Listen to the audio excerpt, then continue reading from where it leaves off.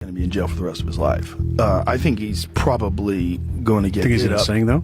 I don't know. I don't even think it matters. I mean, it's a lot of it is. But then it's just another thing. There's It's another murder Ghislaine cases. Maxwell, But where there's somebody murder gets indicted and cases. nobody else. Between Diddy and Epstein, there's probably several thousand hours of footage here. Yeah. Yeah. And I should say, I think you voted for it. I'd like to see a matchup of those, we call it the top 100 puppet masters on the Epstein client list. You think there's some overlap? Strong overlap. When are we going to see that list, do you think? I don't know. Will that ever come out, do you think? Joe Rogan just dropped something absolutely chilling about Diddy's case, and it's way bigger than anyone thought. The web of dirt doesn't stop with Diddy. It climbs straight to the top of the power ladder. What Joe said on his podcast might have been a massive mistake to say out loud, and people can't stop talking about it. In this breakdown, we're diving deep into the power game that stretches from Diddy all the way up to the untouchable names that run the show. At the very top of this twisted pyramid, you'll see who really calls the shots. These are the people whose names never get dragged, no matter what gets exposed. And it's wild. Joe Rogan might have stepped right into danger by opening his mouth on air. It's one of those moments where you realize he may have crossed a serious line, and now everyone's watching closely to see what happens next. While Diddy sits behind bars waiting for his day in court, most people assume that's the end of the story, but they couldn't be more wrong. Joe's latest podcast revealed something no one was ready to hear, and honestly, it's straight up hunting when you piece it all together. The entertainment empire's connections reach way past the headlines in the places that hold real power in this country. From boardrooms to political circles, the reach of this network is unreal. In this video, we're tearing apart the whole power chain, from Diddy all the way up to the people whose names never see daylight. At the top of that chain sits the real decision makers, the ones who stay untouchable no matter what gets exposed. These are the folks everyone's afraid to mention, and once you see who they are, it's gonna shake you. Joe Rogan might have walked straight into danger by bringing this up on his show, and now the internet's buzzing like crazy. Seriously, this one's gonna blow your mind. Before we even talk about who's secretly pulling the strings behind the scenes, we've got to break down what Diddy's actually accused of doing, because without understanding that, the rest of this twisted story won't make sense. What went down with him is just the first crack in something way bigger. Right now, Diddy's sitting behind bars facing some of the heaviest charges of his entire career. He got arrested, indicted, and now the walls are closing in fast. According to federal prosecutors, he allegedly used his fame and power to trap people in horrible situations that no one should ever be in. But here's where it gets seriously disturbing. Those infamous freakoffs. These were private, secretive parties where big names from the industry were allegedly drugged and filmed without even realizing what was going on. That's terrifying. Just think about it. You show up thinking it's just a party, and someone's secretly recording every move you make. Later, those tapes are used as leverage. Over 120 people have stepped up with allegations, and reports say around 25 of them were underage at the time. That's beyond messed up, and this is what's making this case so explosive right now. What is the next crazy thing that's going to explode in the news? Is Bill Clinton's going to have an OnlyFans? Like, what is going to happen? What is the next thing that's going to make us all go, what the f is going on? It's coming. You know, how many guys were on video saying, ain't no party like a Diddy party? How many people like openly talked about being there? LeBron? Yeah, how Ashton Kutcher, all these people. Like, you guys all went, you didn't see nothing? Even 50 Cent's Netflix documentary, The Reckoning, threw this whole situation into the spotlight. He wasn't afraid to spill it all. And honestly, props to him for putting it out there. But here's the twist hardly anyone's talking about. Diddy wasn't operating solo. He was part of something much larger, and he definitely wasn't sitting at the top of that pyramid. Joe Rogan, during one of his podcasts, started connecting dots that most people were way too scared to even mention out loud. And what he uncovered could flip this entire story upside down. Joe Rogan brought up Jeffrey Epstein, and that's when everything got dark fast. The moment he made that comparison, the similarities between Epstein's operation and what's being said about Diddy became impossible to ignore. The vibe in the studio shifted instantly. One of Rogan's guests even asked, is Diddy gonna sing? Meaning, is he about to expose everyone else who was involved? That question lit a fire under Rogan, and his next point hit like a punch. He called out a pattern that should make everyone uneasy, the Epstein effect. You know how it goes. Someone gets busted for trafficking, but somehow nobody else ever gets taken down with them. Seriously, think about it. Indicted for trafficking kids to... Right, to no one. Epstein was accused of trafficking minors, but according to official records, to no one. Then Ghislaine Maxwell gets convicted for trafficking, again, to no one. How does that even make sense? It doesn't, and Rogan made that crystal clear. He said it straight. The people at the top always find a way to slip through the cracks, like they're playing by a different set of rules. It's the same story on repeat, and somehow everyone keeps pretending not to see it. Then Rogan took it up another level and started dropping names. LeBron James, Ashton Kutcher, and other huge stars who once mentioned being at Diddy's legendary parties. The way he said it left everyone stunned, like he was hinting that those nights might have been hiding way more than anyone ever imagined. You remember all those clips? Ain't no party like a Diddy party? Yeah, those hit totally different now. When Rogan brought it up, he didn't hold back for a second. He said straight up, "You guys all went, you didn't see nothing?" That question cut deep, because really, how could so many people be around all that and notice nothing? The silence from those who were there says a lot. Either they knew something was off or they were part of it. There's no middle ground here. So this man right here is Sir Lucian Charles Grainge. He's been the CEO of Universal Music Group since 2010, so you know he done seen some shit. So I had to go to the damn documents. I had to see if this man was actually named, and he is. As you can see, it says Lucian Charles Grainge, and it also says Universal Music Group. On top of that, it says Ethiopia. I cannot fuck up her last name. I refuse to. But she was also a big person in Universal Music Group. And then Christina Coramham, Lord forgive. But she was like Diddy's second. Now, here's where things really start to heat up. If Diddy was the self-proclaimed king of his own little empire, then Lucian Grainge is the real emperor behind the curtain. This guy isn't just some executive, he's the CEO of Universal Music Group, the parent company of almost every major label Diddy ever had ties with. The kind of power this man holds is unreal, and most people have no idea just how far it reaches. But hold on, it gets crazier. In the Lil Rod lawsuit, Grainge's name actually popped up, and that's where everything started to make sense. The theory? Big labels like Universal don't just back these moguls, they protect them. They build the system that keeps everything running smoothly no matter what's going on behind the scenes. And when certain court documents leaked, the details were wild and seriously damaging. The lawsuit dropped some shocking claims. It says Lucian Grainge didn't just know about those infamous parties, he actually sponsored them. It even alleges that he showed up more than once at Diddy's Los Angeles mansion, right in the middle of all the chaos.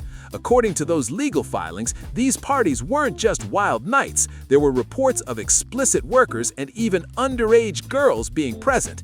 That's a serious accusation. Let that sink in for a moment. Underage girls. The lawsuit also claims that Grainge either knew or should have known that Diddy was allegedly drugging people using tainted bottles of De Leon tequila and Ciroc vodka, both brands tied directly to Diddy himself. That's just insane to think about. The whole thing paints a picture that's darker than anyone expected. Even Candace Owens jumped in, calling out the silence from major media outlets. She questioned why this story wasn't all over the headlines, and her point hit hard. Lucian Grainge isn't just another exec, he's one of the most powerful figures in both Hollywood and the music industry. The lawsuit even names him directly, along with Ethiopia Hatimaryam and Christina Coram from Universal Music Group. And that's when everyone started realizing how deep this might really go. According to the court documents, every single one of them allegedly knew what was going on. They saw it happen, they were in the rooms, and still they stayed quiet. Why? Because those at the top of the major labels control the cash flow, and with that comes the power to decide what gets covered up and what gets exposed. If something makes billions, it gets protected, no matter how ugly it is. It's cold, it's calculated, and it's disgusting. And this right here is exactly why you're not seeing the story explode across CNN or Fox News. The people involved have serious influence. They control the headlines, the conversations, and what the public gets to know. It's like they built a wall around the truth. Now, when it comes to Diddy's inner circle, there's one name that keeps coming up: Jay-Z. These two weren't just business partners, they were like brothers in the game. Diddy even said only 2 people on the planet are allowed to call him by his real name, Sean, his mom, and Jay-Z. That's how tight their bond is, and it makes you wonder what Jay-Z really knows about what was happening behind those closed doors. Jaguar Wright, if you don't know her, she's that one woman who says the things everyone else is too scared to say. She sat down with Piers Morgan and dropped some seriously explosive claims about both Diddy and Jay-Z, shaking the internet for a minute. But here's the wildest part. That full interview vanished almost instantly, like gone. Scrubbed clean from the internet, buried deep where no one could find it. Now tell me. Would come out my mouth, but Candace Owens is onto something, and that did not feel comfortable at all. So Candace says the reason mainstream news is not picking up this lawsuit, is not paying attention to Diddy at all, is because of this man right here, Lucian Grainge. He is one of the most powerful men in Hollywood and music. And he been up in Diddy's room. Why would that happen if there was truly nothing to hide? In that interview, Wright brought up a question people have whispered about for years. How is it that Jay-Z can sit down with someone like Gayle King on national TV and somehow never get asked about certain rumors or his deep industry ties?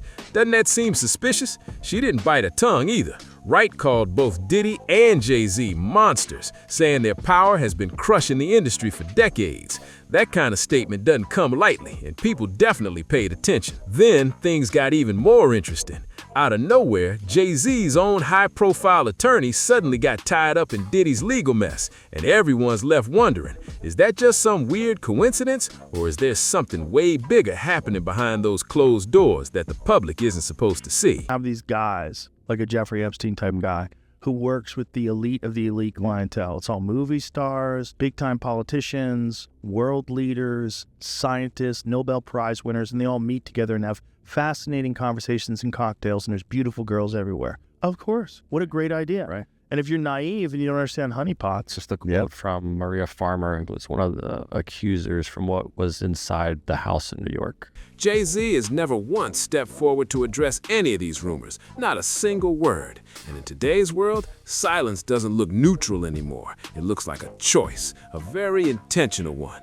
Joe Rogan talks about this exact thing on his podcast all the time. He says high-level elites don't clean up their own mess. They've got entire teams of fixers, lawyers, and PR masterminds whose one job is to make scandals vanish before the public ever finds out. One of the key names that keeps popping up is Alan Grubman. Ever heard of him?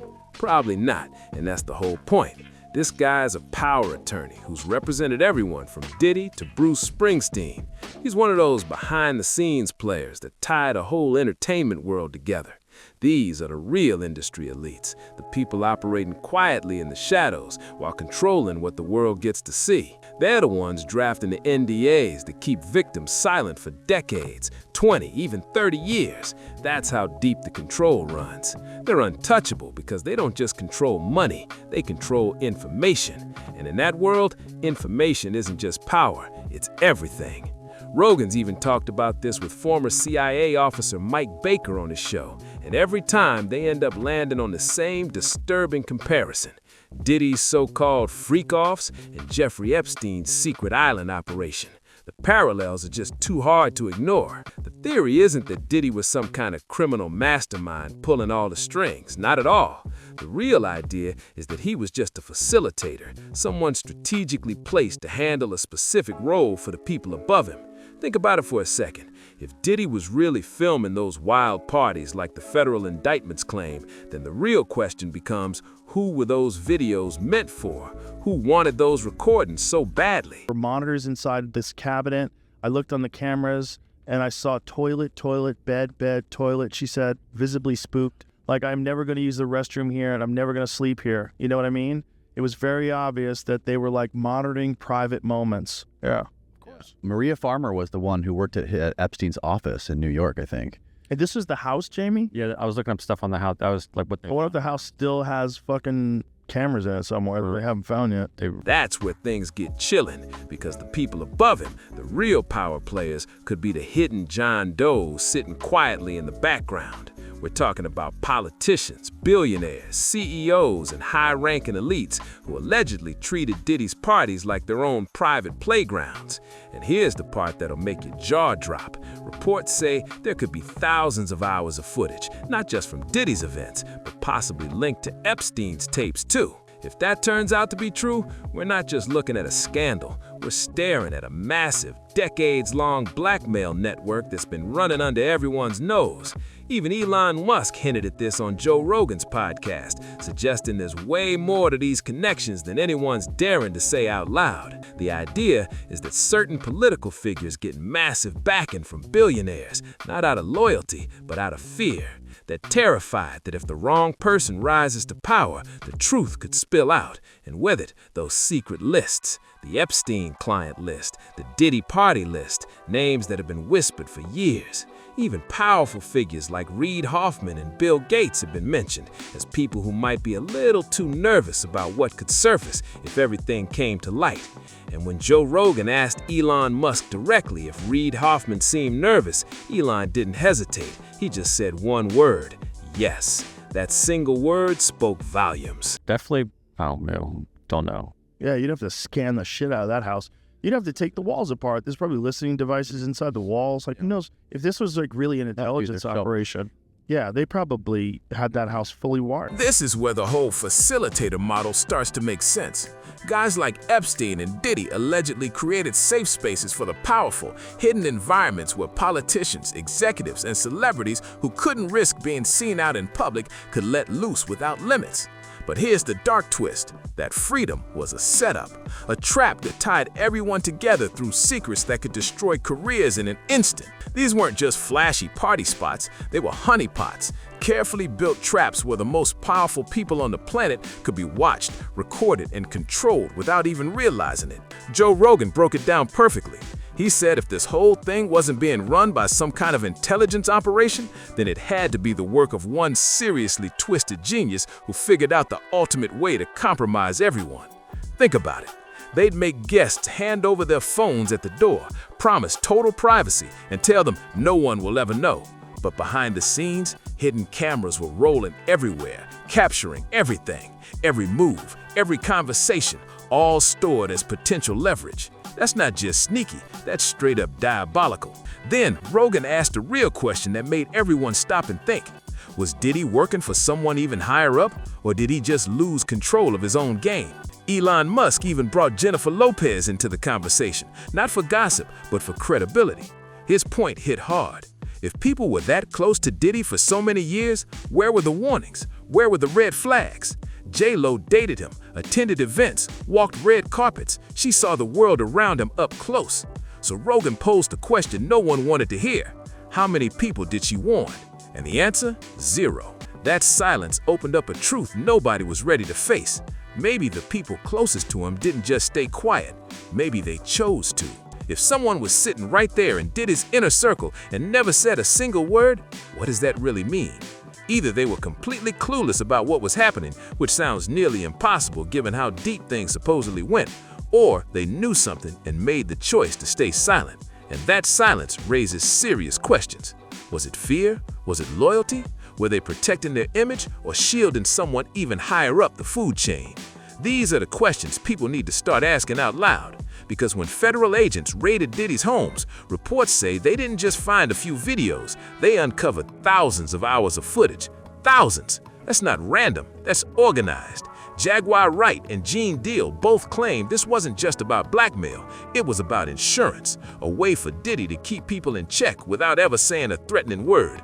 All he had to do was let them know those tapes existed. And now, word on the street is that these recordings are being quietly moved around, and that's causing pure panic among the big names who might be caught on camera. Imagine knowing that kind of footage could drop at any moment. Even Megyn Kelly pointed out something wild. Diddy isn't even being charged for the assault that was caught on video. That means the real storm might still be coming, and those tapes could hold way more than anyone's ready to face. The one person, and I call him Sean, that's Jay-Z. We call each other Sean. Okay. Yeah, nobody else could call me Sean. He's the only person who approved. There's not a single person that outside of family that should be, no, outside of my mother, Okay, that should be calling me. Yeah, that should be calling me Sean. You remember that brutal footage of Diddy assaulting Cassie in that hotel hallway, the one everyone's seen by now? So here's the question.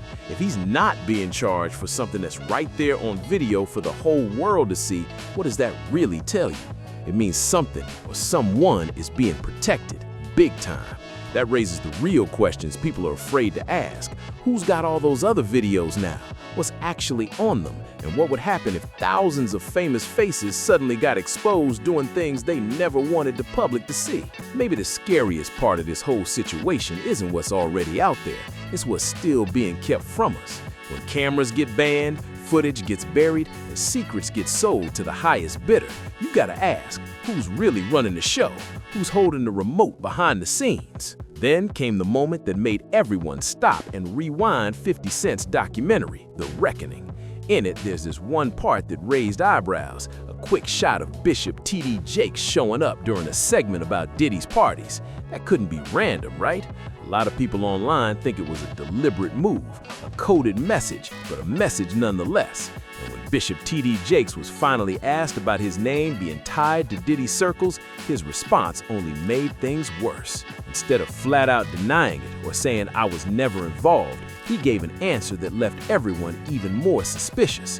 When Bishop T.D. Jakes was finally pressed about his name being tied to Diddy's circles, his response set the internet on fire. He brushed it off at first, saying keep it moving, but then he dropped a line that had everyone stunned. He said that even if something like that were true, repentance has the power to cover sins, and then added that he didn't even need to repent for this. That statement exploded online. To most people, it didn't sound like confidence or innocence. It sounded like he was sidestepping the question, dodging instead of denying.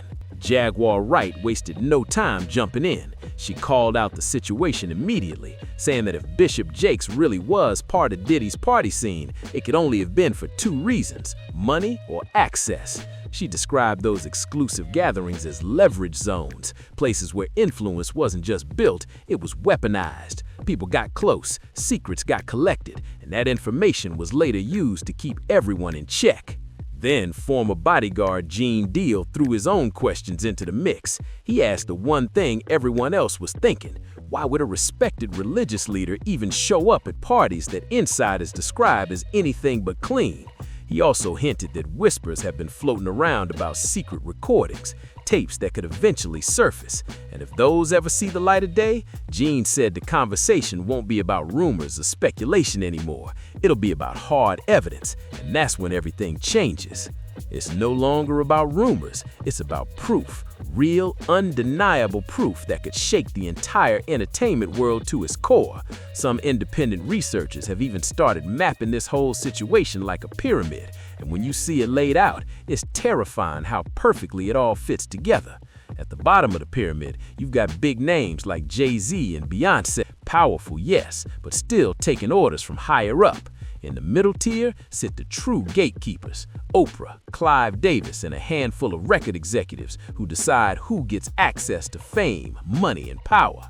But at the very top sits one mysterious, unnamed figure, the person believed to tie the entire network together. Their influence doesn't just touch music or Hollywood, it reaches deep into politics, tech, and even major religious institutions. It's like a web of control that spans every corner of power. You know, I think part of why Kamala is getting so much support is that if Trump wins, that Epstein client list is going to become public. Yes. And some of those billionaires behind Kamala are terrified of that outcome. Yeah. Do you think Reid Hoffman's uncomfortable? Yes, and Gates. Yeah. And I only ask that because you just look at them and you're like, that's a nervous person right there. I don't know. I mean, I assume you know them. Yeah. Yeah. Comedian Dave Chappelle actually warned people about this years ago, but back then, no one really listened. He said straight up that the entertainment world isn't just a tough business, it's a trap.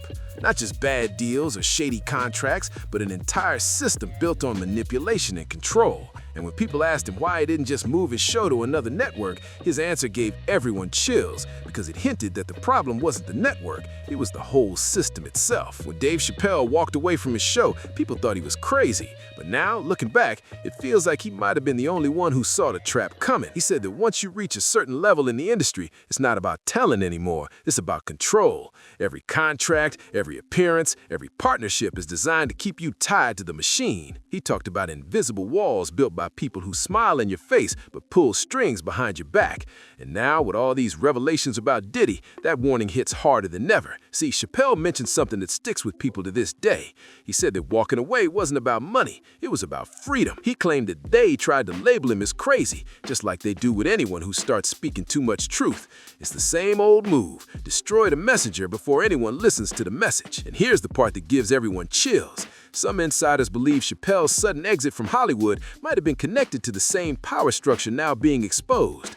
He might have seen things that scared him enough to disappear before it swallowed him whole. So the question now isn't whether these systems exist, it's who's still trapped inside them. Because if Chappelle was right all along, then the Diddy case isn't just one man's downfall, it's the crack that's starting to expose the whole foundation of an industry built on silence, fear, and control. And now we reach the part that's got the whole internet holding its breath. The rumors about what's coming next aren't just wild, they're dangerous. Insiders are saying that the federal investigation into Diddy's case has quietly expanded, reaching into corners of the industry no one thought would ever be touched. Subpoenas are reportedly flying, encrypted files are being unlocked, and some of the biggest names in entertainment are lawyering up fast.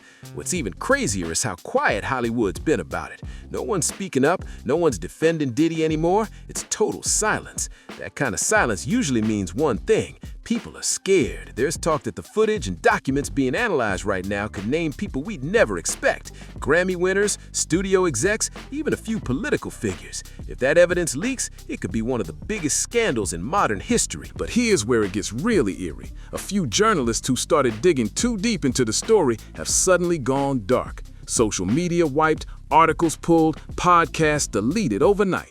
Some folks are whispering that pressure's being applied from above to keep this whole thing contained before it explodes. Still, no matter how hard they try to bury it, more and more pieces keep surfacing. The connections are starting to line up too perfectly to be coincidence. Something's shifting, and the power players who've controlled the narrative for decades are starting to lose their grip.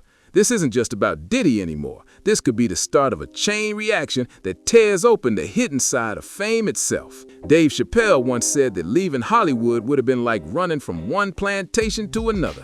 Different master, same chains. That line hit deep then, but now it sounds like prophecy.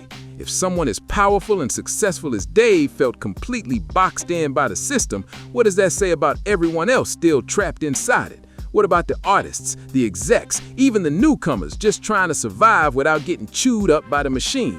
It makes you wonder if freedom in that world ever really exists. And after hearing everything from Diddy's alleged blackmail network to the gatekeepers at Universal Music Group, from Jay-Z's silent ties to the eerie Epstein parallels, from Bishop T.D. Jakes' strange involvement to the full-blown power pyramid that's now being mapped, you've got to ask yourself, is this all just coincidence, or are we finally watching the cracks form in something massive, something that's been hidden in plain sight for decades? Because one thing's for sure, too many stories are starting to line up, too many whispers are turning into evidence, and too many powerful people are suddenly silent.